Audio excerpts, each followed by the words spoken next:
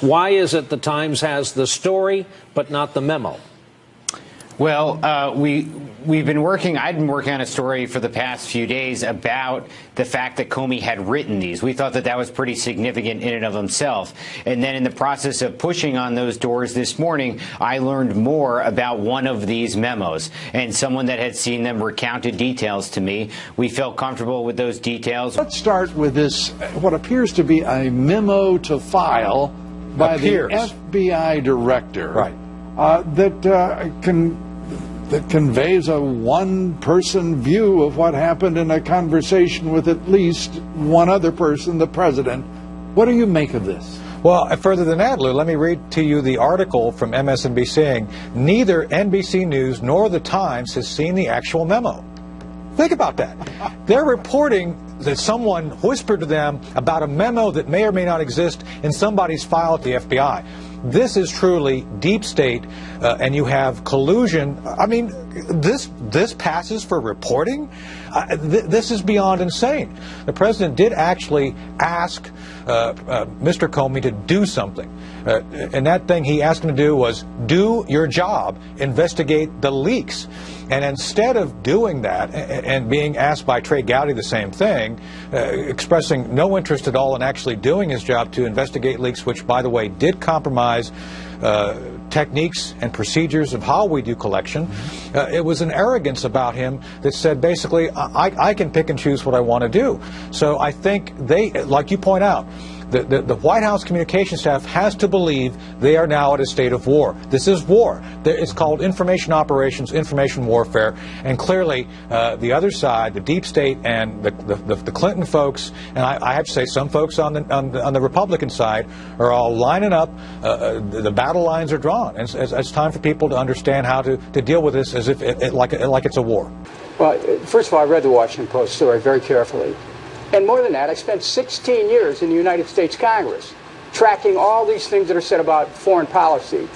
There's a high BS quotient going on right here, and the meter should be going off all over town.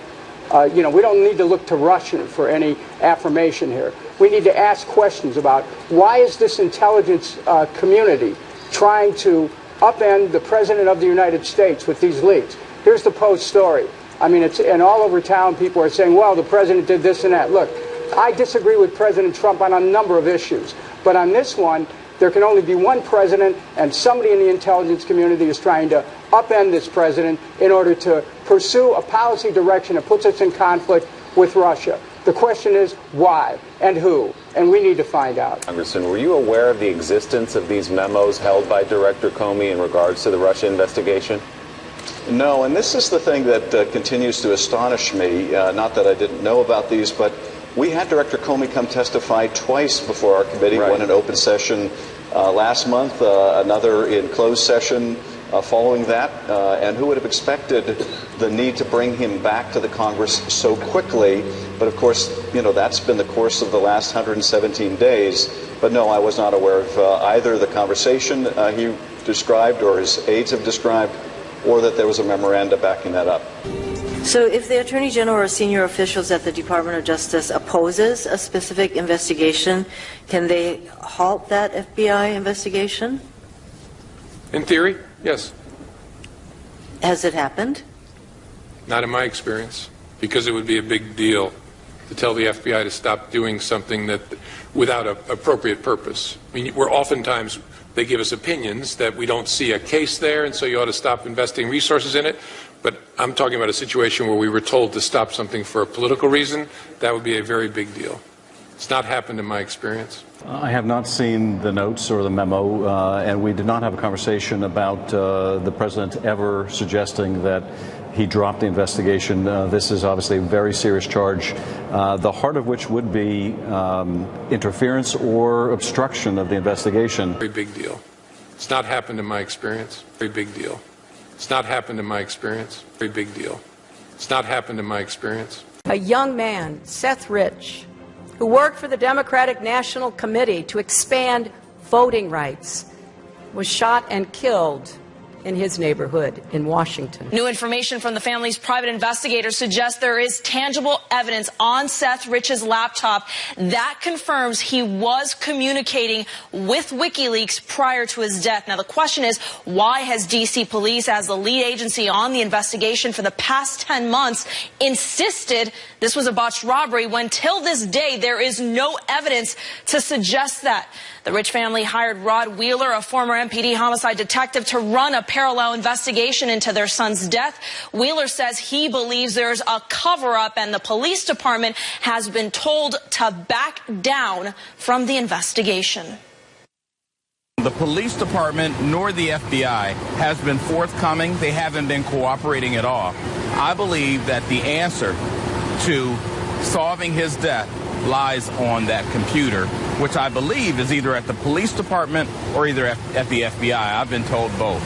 But you have sources at the FBI saying that there is information For that sure. could link Seth Rich to WikiLeaks? Absolutely. Yeah, and that's confirmed.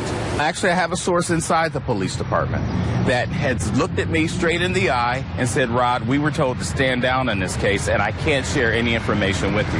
Now, that's highly unusual for a murder investigation, especially from a police department. Again, I don't think it comes from the chief's office, but I do believe there is a correlation between the mayor's office and the DNC, and that's the information that's going to come out tomorrow. The emails which were exposed by WikiLeaks revealed a very strong bias on the part of high officials in the Democratic Party for the candidacy of Hillary Clinton, and a very strong prejudice on the part of the same people towards the candidacy of Bernie Sanders, even though such bias and prejudice had been alleged by Sanders and denied by the Democratic National Committee. It even resulted in the resignation of the chair of the committee as a result of a unanimous request from the members of the committee and the intervention of President Obama himself. But in order to get this issue off the front page, the DNC and the Clinton campaign decided to blame, of all people, the Russians. They accused Vladimir Putin of being in cahoots with Donald Trump and having his intelligence services hack the DNC to expose emails to make Mrs. Clinton look bad and thereby benefit Donald Trump. But the Russians had nothing to do with it, because this week, a 30-year veteran of the National Security Administration, the NSA, the domestic spies who spy on all of us all the time, the former high-ranking NSA official who developed the software that the NSA now uses, which allows it to capture not just metadata, but content of every telephone call, text message, email in the United States of every person in the United States of America. This individual said, guess what? The NSA hacked the Democratic National Committee. Why would the NSA hack the DNC?